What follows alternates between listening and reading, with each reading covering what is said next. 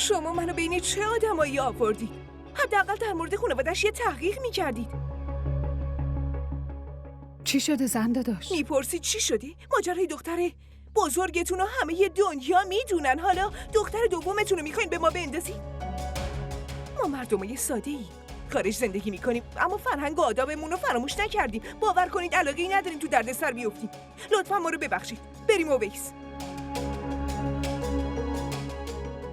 چرا به من نگفتین که دختراتون تو شهر معروفن؟ حداقل وقت این بیچاره ها رو تلف نمی کردیم.